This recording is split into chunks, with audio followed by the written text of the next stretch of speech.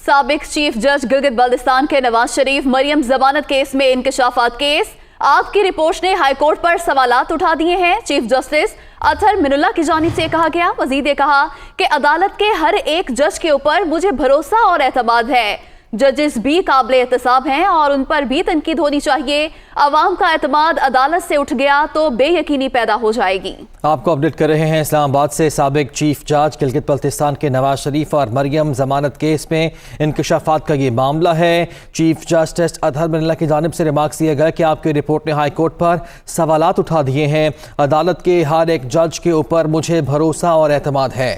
Chief justice high court کی جانب سے کہا گیا کہ ججز بھی قابل احتساب ہیں اور ان پر تنقید بھی ہونی چاہیے۔ عوام کا اعتماد عدالت سے اٹھ گیا تو بے یقینی کی صورتحال پیدا ہو جائے گی۔ آپ کو اپڈیٹ کر رہے ہیں اسلام آباد سے۔ از خود نوٹس کا یہ معاملہ ہے۔ سابق چیف جج گلگت بلتستان کے نواز شریف اور مریم ضمانت کیس میں انکشافات کے حوالے سے اسلام آباد ہائی کورٹ نے اس کو نوٹس لیا تھا، جس کی آج سماعت ہے، اور ایسے میں چیف جسٹس اطہر من اللہ کی جانب سے یہ ریمارکس دیا گیا کہ آپ کی رپورٹ نے ہائی کورٹ پر سوالات اٹھا دیے ہیں۔ عدالت کے ہر ایک جج کے اوپر مجھے بھروسہ اور اعتماد ہے۔ چیف جسٹس ہائی کورٹ نے کہا کہ ججز بھی قابل احتساب ہیں اور ان پر بھی تنقید ہونی چاہیے۔ عوام کا اعتماد عدالت سے اٹھ گیا تو بے یقینی پیدا ہو جائے گی۔ اسلام آباد ہائی کورٹ کی جانب سے اس معاملے کا نوٹس لیا گیا تھا اور تمام فریقین اور اٹارنی جنرل کو ذاتی حیثیت میں آج طلب کیا گیا تھا، اور سابق چیف جج رانا شمیم کو توہین عدالت کا نوٹس بھی جاری کیا گیا تھا۔ اس کیس پر سماعت ہوئی اور چیف جسٹس اطہر من اللہ نے کہا کہ آپ کی رپورٹ نے ہائی کورٹ پر سوالات اٹھا دیے ہیں۔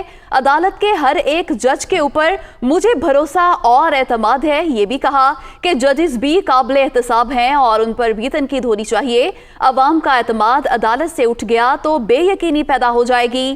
چیف جسٹس ہائی کورٹ کی جانب سے یہ ریمارک سامنے آئے۔ سابق چیف جج گلگت بلتستان کے نواز شریف مریم ضمانت کیس میں انکشافات کا یہ معاملہ ہے۔ اسلام آباد ہائی کورٹ کی جانب سے اس معاملے کا نوٹس لیا گیا اور سابق چیف جج رانا شمیم کو توہین عدالت کا نوٹس بھی جاری کیا گیا۔ آج تمام فریقین اور اٹارنی جنرل کو ذاتی حیثیت میں طلب کیا گیا تھا اور اس کیس پر سماعت ہوئی اور چیف جسٹس اطہر من اللہ کی جانب سے کہا گیا کہ آپ کی رپورٹ نے ہائی کورٹ پر سوالات اٹھا دیے ہیں۔ عدالت کے ہر ایک جج کے اوپر مجھے بھروسہ اور اعتماد ہے۔ یہ بھی کہا کہ ججز بھی قابل احتساب ہیں اور ان پر تنقید بھی ہونی چاہیے، لیکن عوام کا اعتماد عدالت سے اٹھ گیا تو بے یقینی پیدا ہو جائے گی۔